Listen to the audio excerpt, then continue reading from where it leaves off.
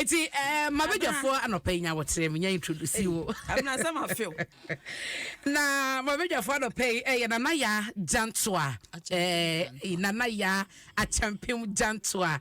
Ye mami kane no na ukọ CPP amanyo koduma na oye general secretary a odi na dwuma emom sesei bana manyo semu nimde ono na wode wo pemu nimde bia wo bomodin ato nsafre na wode beto oboko de ama so ye analyst mama kekari nyina mama me political analyst executive secretary of COSECA coalition of stakeholders in energy fairness arrangements it's in former director of public relations PRC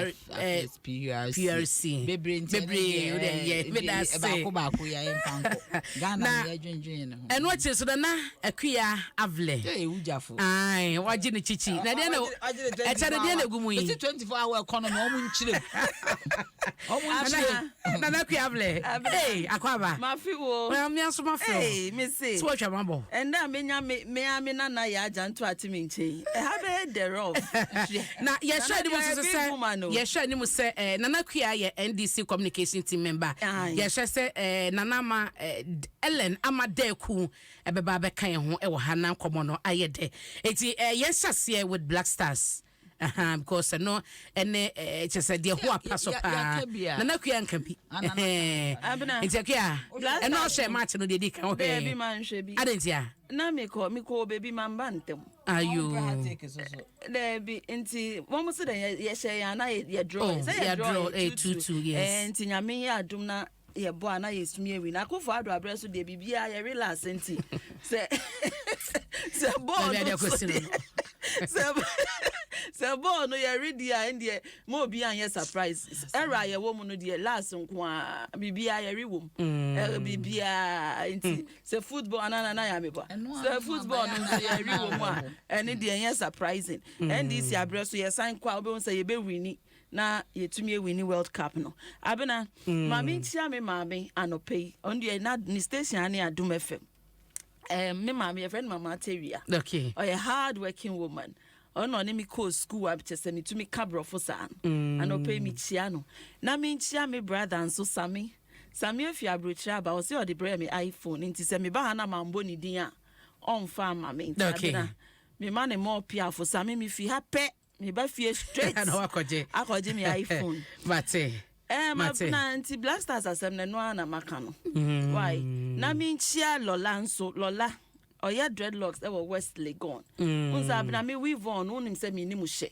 okay me ni na we unza ma se weave on da me ni mu hye enti ono ana oya me dreadlocks na wa de and the style na wa chichira fa na wa chichinti de bia unza me ho aye fa mate na ye Lola locks one West Legon mate ye uye ya to uye ya na me ma invoice o ye waka kakra ye wache ba bi on fa number ka ho me da say na ye senkobo na se me sha se wona na ya ehonom na de di kan a ye de hye no eye Omampani Akufo-Addo the statement I want make you a confi constituency and the fact say Omanfo one trauma atokujo eti development no mo chefe wo mu no Omampani che say o sedan wo yi na ni kakra nyesa refri o sedan wo yi na ni kakra e ma wom eno ne the statement Omampani make na no pokwa agema na che so Omampani ankasa yie we take care of that statement no ho now you need somebody to tell you so ankasa yie we dey say akola ten and then pato midrus me mawachi na me de nchia ma wo otifo no ahwefo nyina me hu obi so ache obi se ho obi nti anope obi me mo afihia pa ma fel pa nyame nhira una bibi anye yi amen na me the happy birthday to my little girl Nshira awoye magoba and then wedi 12 years and she has grown into a very beautiful girl. Mago girl Nshira. Okay. She's grown into a very beautiful girl, very intelligent girl. Na osan me back into no anope Nshira. Me ma happy birthday. May God bless you. Amen. And may guide your steps and protect you to grow into a very formidable woman in this nation. Amen. Minya, asade na me hwe na masefem. Nema mienu ana masefem mo ho. Na I don't know minya koku no. I was a bit worried about Koko Anyido. No, because I'm wondering, His Excellency at Mills, everybody knew he wasn't well. So I don't know what it is. Now, Obiasu were a autopsy. Into your autopsy. I mean, some of these things you don't go and ignite it. There are family members, they become per se, or call family, what I say, Ninu Anomo, ne mammy chief for ho. Ne papa chief for so you don't ignite it.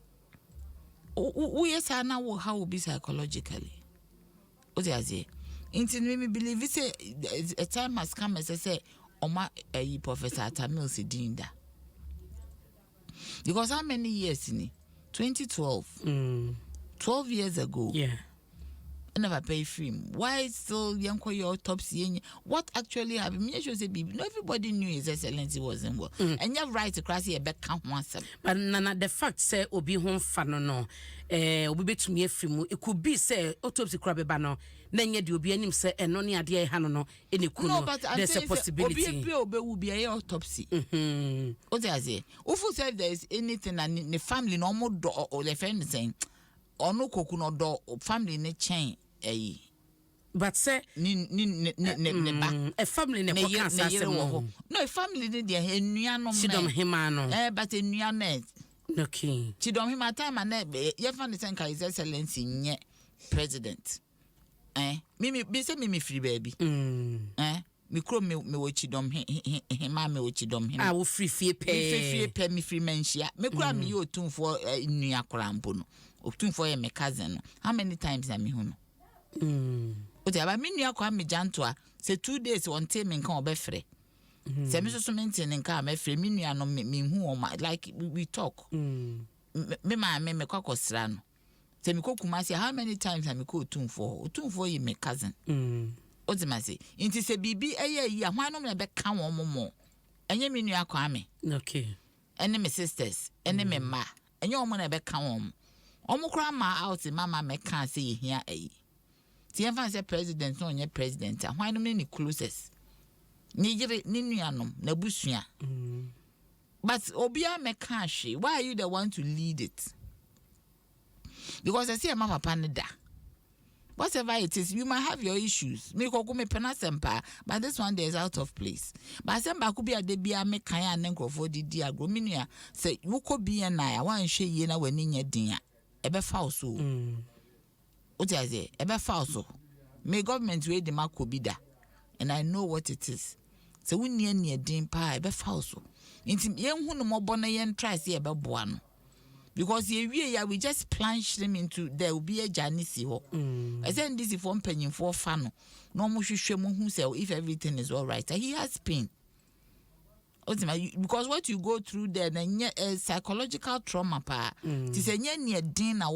you might not be able to deal with it.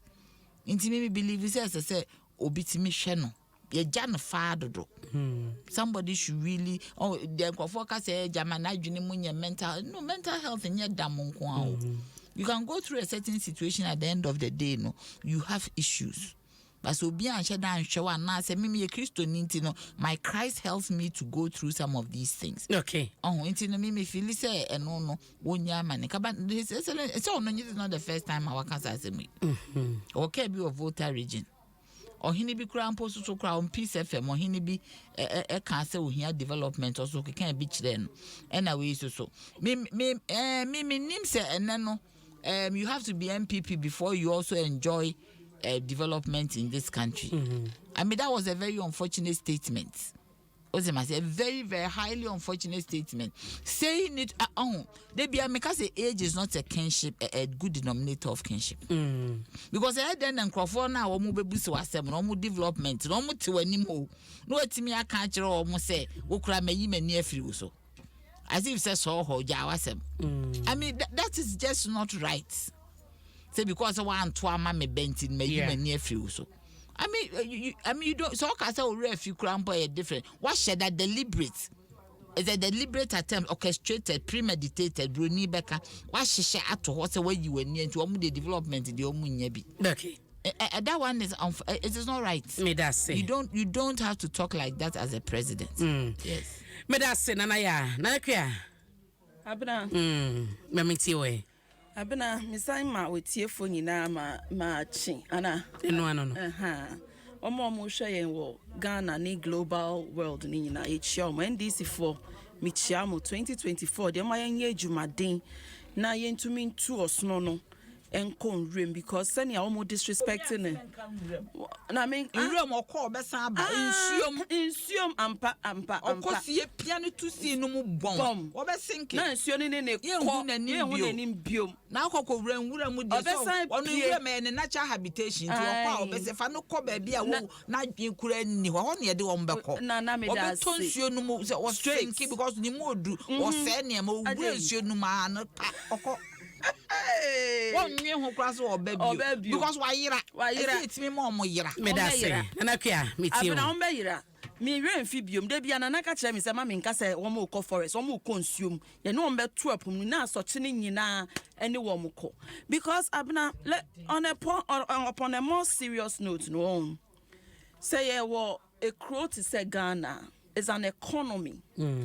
Now the constitution no a mandate and say ye be vote ye be to aba akwakoyi omampani a obehwe ye so enti abena say Ghana fo nyina ese wo madaagye ekokoto line ejina ewia so ejai wo mu bibia de to aba mawo na wo be ye president a abena a serious business enya agroso ye wo kromo ha president Akufo-Addo oba mienu oba first one Ghana force won wan ye nto ma wende ochena nso ochena chika ho ena woman to ama no ena sign by obe pa Ghana for chew o se Ghana for mo nso menhye o se mo nso menhye me yama mo ena obe kan ye second time Ghana for say ye nso wo nhye nne ochena ne ochena chi nso ka ho ena wo mo sign to tia no ena sign ba third time ene di oba ye no ehummo bro wo di aya kwhwehwe ni videos ni bi na pray wo be so ama no platform bia so pa page na so wa ye nanim mo ba so be so ahyen e be ka se yen so ne nhwe e ba be pollute Ghana fo adwen said dia John Mahama ye no enye ono oba obeba be ye ni yie ena Ghana fo se ende ehumbo bro nti papa no wa bredo ne ho aye mobo enti ende yen tuma no na yen hwe di obetumi aye ena Ghana for tuma no na wo president wo to me realize it wo dream abina ye ka dream out ya se wo pese wo ye bibi pa so wo hu kwan abefa so na afa preko pe ade na be ka wonsa na ni giye sa de no share white eto party say Ghana for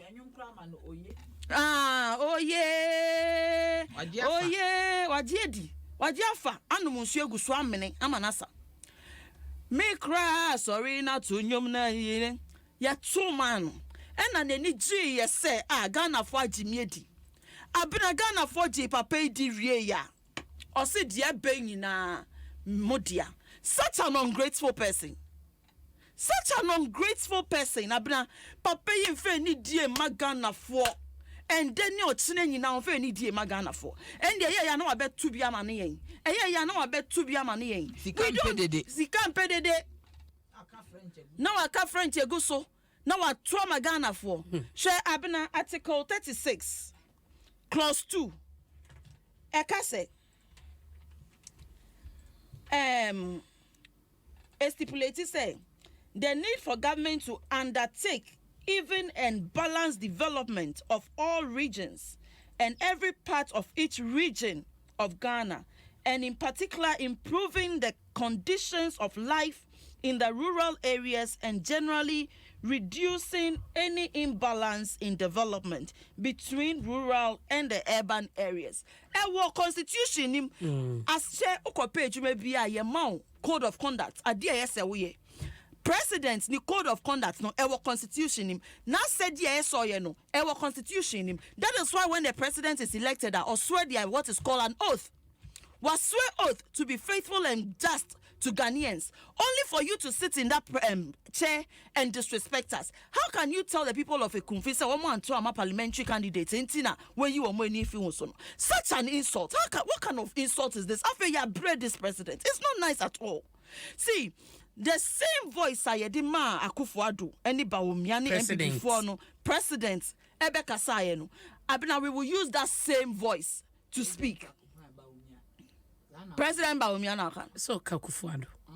President Akufo-Addo. Abina, voice I had man, voice a Ghana for a man ni di kasaye, a man ni be chan trotu. Mahama so Emma Obeka say yen yes our voice no di beka say na Ghana for G ni tu mu no abina Ghana for the same voice no and Ebeka sa Emma ye die tu no. Nobody should intimidate everybody speaking truth to power. If there has ever been a day a yes a yenka no cre to power abina, it is this era. Okay, this is the era. Yes obie to me sorry obie to me jina ne nanso na yen kan che wo mo say papa yes na ne yen beka a contract is a contract whether written or verbal. So you can say a contract na you can twi mu saying what is the contract and she say a contract whether written or verbal, it's a contract. The contract we have with the president was that yen tu abama no oba obeye ya abrabo yie ya femu die ade no no onye na femu die Mate, meda senana kia avle ena wotene kanona. Osi won kasa o. Ba osi won kasa ni ene de okasa o bekasa nki. Oh, so won kasa mponi. Nana kia nkasa.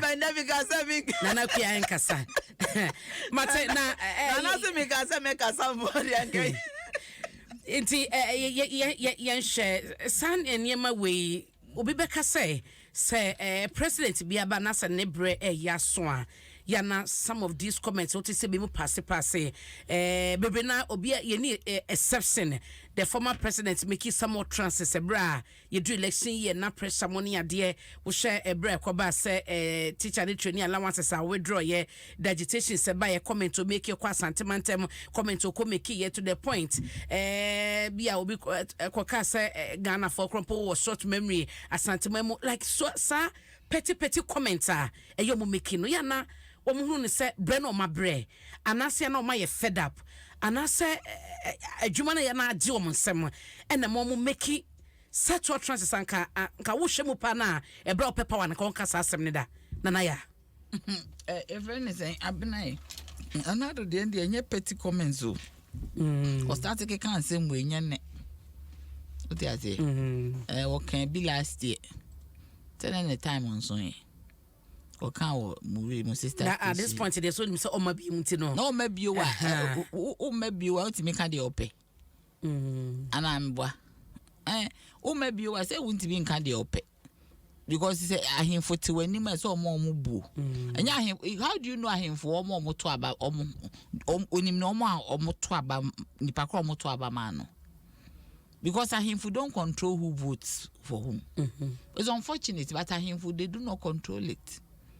So what must say obi adwen ode kwa to aba na ohine ntimi decide ma no ohine behwe ma development or behwe ma friend say mra ya adwuma wo ekuru no but aba to a untimi nsese obi to aba because of na sitting.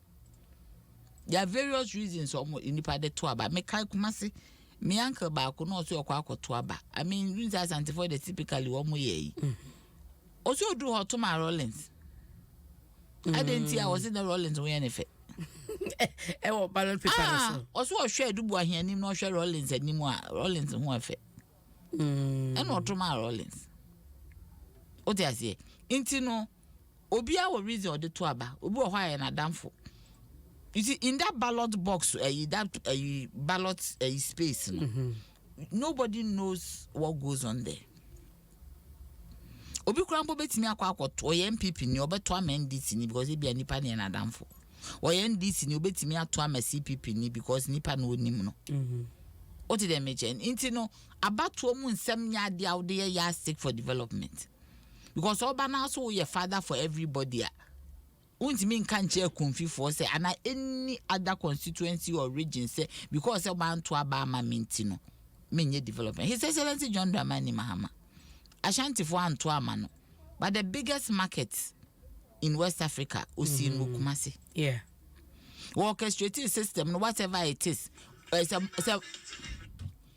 more no crampo private sector initiative by all means fan the government so Kumasi asukwa me fie nchen hɔ there's a mall oya kwan ewu Kumasi osi hospitals Ashanti region for mo to abama no typically se wo hwɛ mu a o ti ase se wo hwɛ mu a Ashanti region and MNDC elusi 2020 because se wo yi o ma ba ni free ma just MPP report o ti ase but it's over time the Ashanti region but this time round there's a sesa Mate ba me na se we de na kwa yenko yenim why na fe yen hweba me fasa topic we hyase wo so senior staff association ese omoko strike enye so mbeko they on strike anopene national labor commission senior staff association of where universities no na wo hwe omo call na omo de ba omo tie 2 pension eni ade no ha dwen omo tina fe ya nkwadan so bebi school akoyi challenges no ebeye bebre registration addition mo koye graduation ni ade ewo hodom ade na obeka afasa enioma ekoso abena sesia nsam no yeka ni nyina akosi amamu boni de ebeka fa ni bia ni nyina ekosi amamu boni sa topic we de fa na start ono no with more details the details am na more details kasa ebre ni ho wo bia me ba ne ho na ye sorry so ane sa abna me say man na start ada na person start ono no one more details me need more details on this one me ma more details it's detail be na pe na me fama o detail be na o pe na me fama o okay Nana kasa 20 minutes so I be kasa 3 minutes na kasa wi na me die ja na eguso na ya pon nana mpacho meti o abra say nana this is nana so oten ne kona topic no bo fa so ai we no say can nyina bo men wo can bo man because we no oh man how are you of consent pa because it is serious next topic yes was it Ghana has turned the corner now working towards a most resilient transform economy. The same personal teacher for us to say hold government responsible for all suffering resulting from our strike. University staff justify industrial action. Okay. Say ya turn the corner and come back strike. Teacher for say free SHS no emwa a very good but omuntimi nye ni ye. What I say? The way I want share implementation and if you collab kwa if anything wa befi was so mo tinefi befi November ombeko March me hu bi da nti amankola na dos wo omo so and na wo ntimi nya the requisite tools to even teach wo mo sikasem enye fe obi anso omo si tier 2 pension ni adi o ti say sika pensions bi krampo no aya enkamba yede ayeden yede akoye DDEP debt exchange program ultimately into no sa niema we nyina ye niema you can't see your way forward just because it said anado ne nkrofo no this government has not done well by us because misi wuti wo say and na wutimi kasa yie kura se twi mu mpo a o third party na ekita wo no etimi yie because obi kire wade so anche wade wo twi mu kura mpo a o kire wo how to put your third party together and na brat me can brofu because obi kire wade and na na do ye president because okọ kimbu no obi kire na de ono obi na no a wo si teacher for mo wo per reward de a wo nko heaven.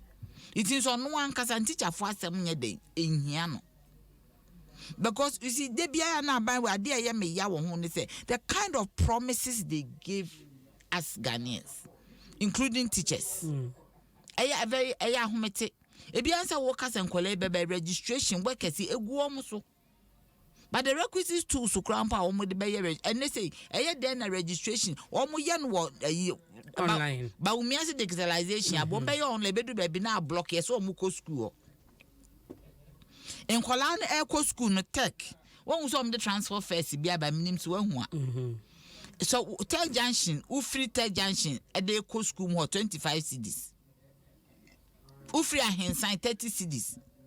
Surrounding hostels so no more cano. How can a nayeti way akola hostel wa ahensan? Into our tech. In Crawford ma wo mu twam. Ni nyina say lectures to make sure say bibia ye fine. And in collect to me catch us obi trouble for chira wa we mbehyew. E die benti because ye mom nchro essay. Because in Colano does so much multiple choice questions.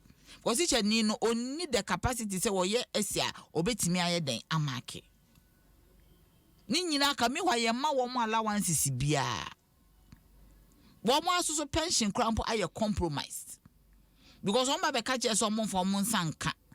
DDP no tier 2 no more for months. And then me say why a provident fund. Next also person could you after 10 years you can take it. Opening as a son can typically and the man will know it's me this 7 weeks, 8 weeks near my. These are some of the things that a teacher they don't have any future. Baby, I'm better than poor money be. Me Phyllis and Casa government it's me ye package be cram mom. Not your mom dying. No me me do mortgage and I be trying to say me we school me name semi wo baby that. What are the incentives for teachers? Teachers need any incentives. But government we be saying question na your musisi ma wo mo. Be saying question baby o mo tete. Ebi no ma wo ni kapre wo mo ni hwe. And now almost it's VA takasiem 200,000 Ghana cedis or mutim. Meanwhile, teacher near Ketuaka Cress or the man on the pension as it's all shaman here with your Quack share debt exchange program. All because of IMF World Bank. If you even and the tariff you almost see for 21.9% into IMF. A then and near my baby kitai. Now do see a Tizikaso so a come day. Okay. A come that so day. Also, senior staff association no more case but NLCS almost say. Omo entry sign no mo nyomo besia omo no ma propose 24th na omo cancel no de na obeka masa de bia de ba commission me me na wo ho anope Mrs Rose anan mami anope me oni ofusu asam ori omo vice chair de bia NLC hia wo mo ekosi hene ode adesre fatu senior staff anim at the stress saying withdraw strike because of Unkola no Ankwara ninti but say bia withdraw they don't meet their needs ebe masa obi pension asem na wo ka no abna obi pension na wo ka no obi future o ya hu omo yim na omo pension ni ade na yes yeah and e ha dwen I'm telling you yes but because of Unkola yes me ha me because oba was school na so na say omo yi GIJ campus in collect was omo ni omo left from the right but the government also dwen Unkola no they will do the needful mate me da say nana kwa tell abena hwe aban we won or the education di agro krom ha enya no ko di bibie di agro or the bibi na no the bibie di agro hey me hu aban ya wo mo ye too playful to say MPP for ida they are just too playful agro na wo mo di bibie di education system abena eni say politicize the educational system kra obaye e na so oba be ye free SHS e na ye nyina Ghana fo nyina ka say ya de papa one year implementation ye kokan wo se ma ye nka one pilot one see schools and kan one year infrastructure one year eduane kura one wonim say na eduane no kura ye be adis bezi eduane amankola you don't know na side na by say a process and as we speak there are a lot of infrastructure more there aka the previous ones if they open paso and say they di ani hu abeba jonye na wo kuta white paper bu ya no ayi a kyerɛw womun che baby ade no wo it's on several occasions on boss and say kromoye one program bia wo ko di schools ni facilities so mo ade on the president Mahama si ye no mo de kyerɛ ya na patanye no a na bu be de wo se nye no we aba and all these schools edi agro under MPP when him strikes akoso for the period of 7 years now wo aba no obia ye strike obia mochre for cry strike nananim Matri men cry strike. We no ma be patcho na eje mu. Strike. One more strike we are no ma ko patcho. Now we eje mu. Because you see Equia omo man ni sa universities no. So they don't care. Omo ma gu abrochire. Eko school they don't care because nka omo ma wo universities no mu bia. Anka omo be hwe. Ama na ye. Enti they don't care. Ena abraonim aban we suban ni say. On planning ahead. One bebre so infantipimo mo slogan ni dream she can think ahead One call school ni we na omo free slogan no. Enti one mo ndwin enhye kan. So wo dwin hye kan ansa na ode wonsa beka bibi no. You should see the end from the beginning. Now one who say, oh, say me ye ni say nkosi ni ye. Sa na omo de aye cathedral no. So kai cathedral de nka omo ye omo adwin so omo say. Okay. Abna me we menka so okay. Abna me summarize. Anti Brabak. Sa na me babak Akamela topic. Me say sa na omo de ye cathedral no. Abna sa na omo de ye cathedral no president ya ka che say o ka che Awurade say senyame ye na dom na o ye president a obesi cathedral amano na wo nye uni Awurade e ma promise a wo ni sika. You don't have money. So vision at a point of best science so for never moon in the plan and now for Ben and Ben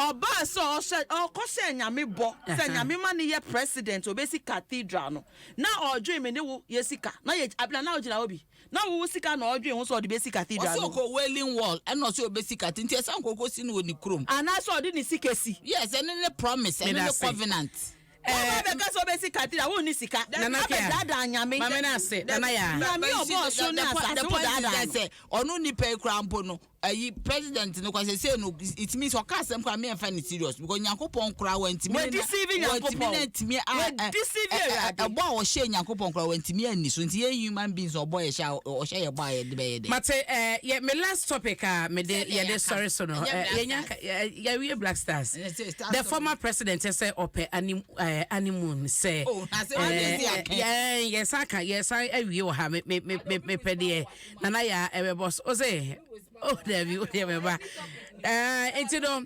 the tiene say o say enioma aginsema to the extent say Ghana for to abama no na obetina so ese mampani a ohia animu no ohia bre space kakra na odi atoto niam ansa no wa babak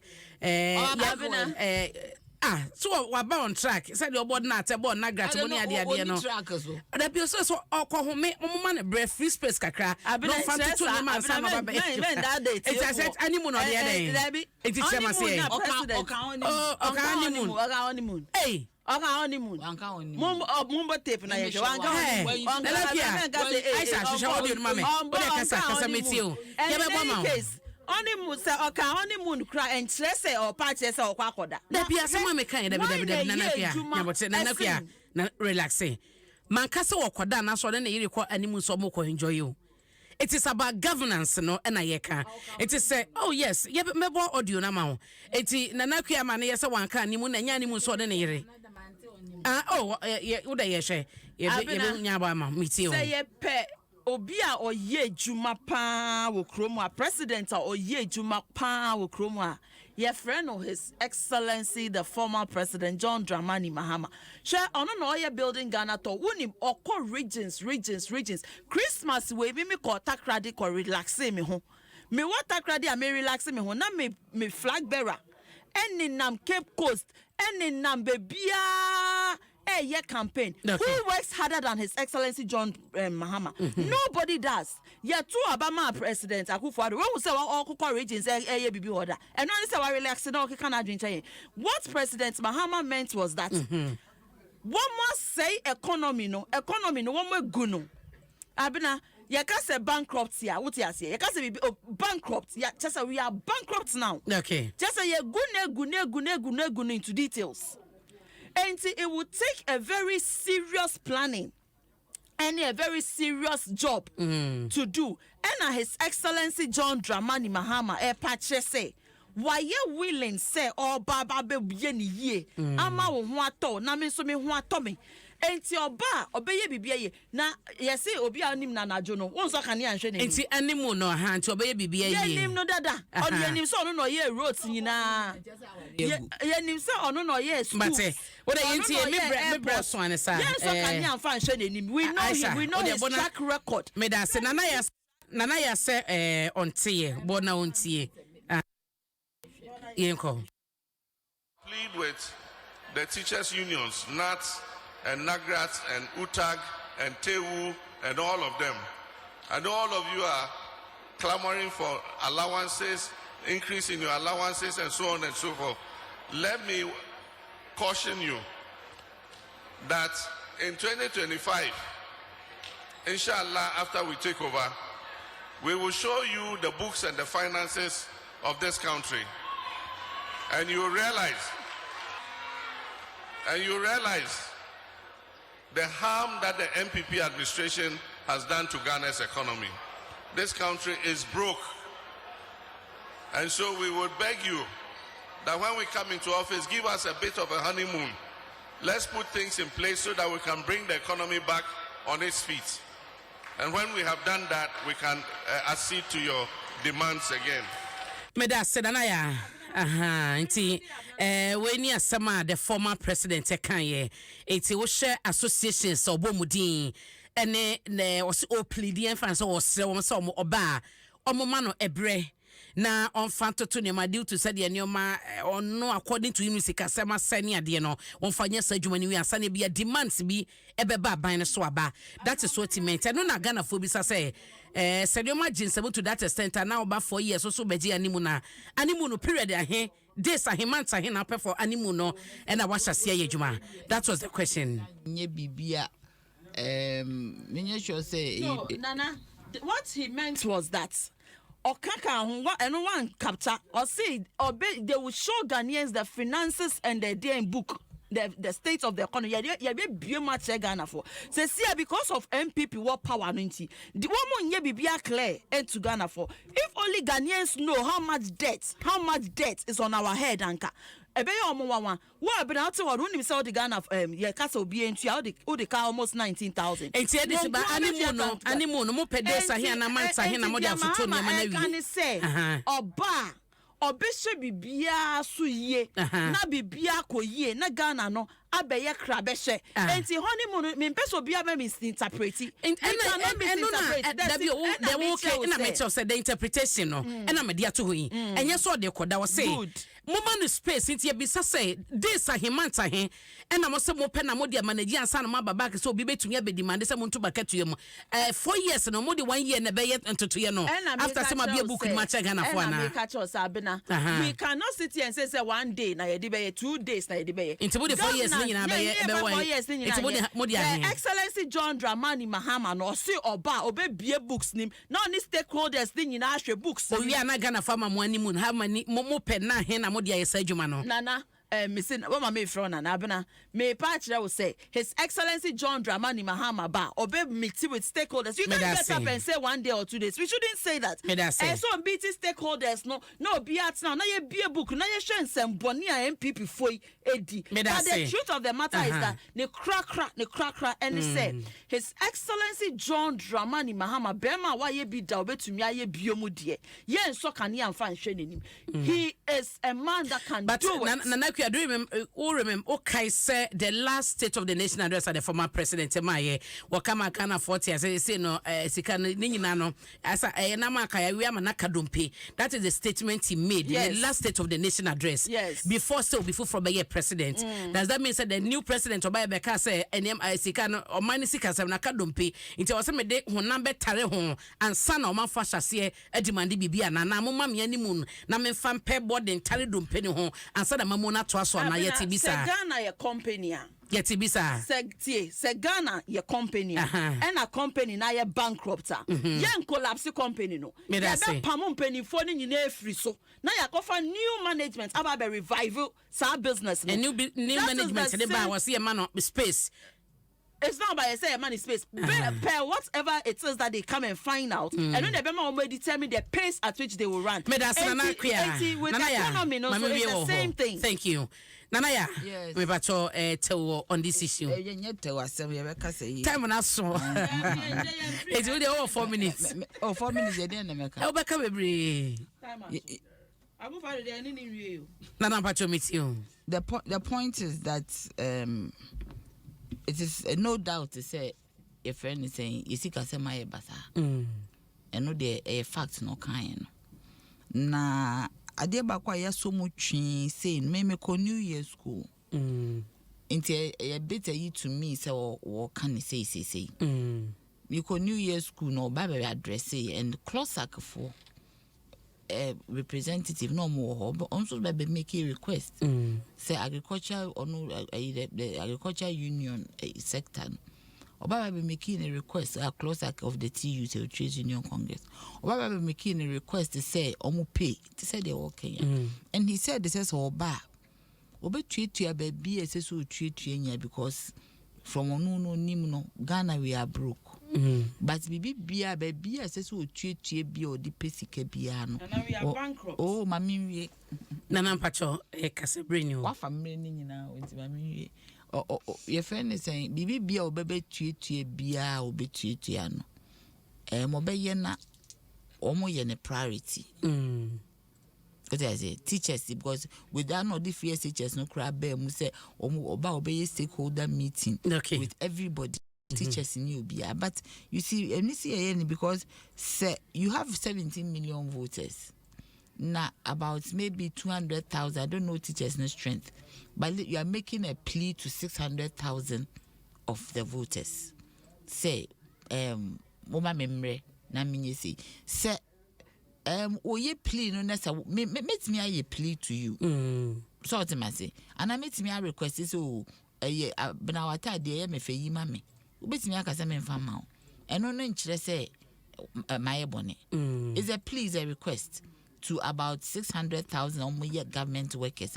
Every January, biano, one go into negotiation for increase in salaries.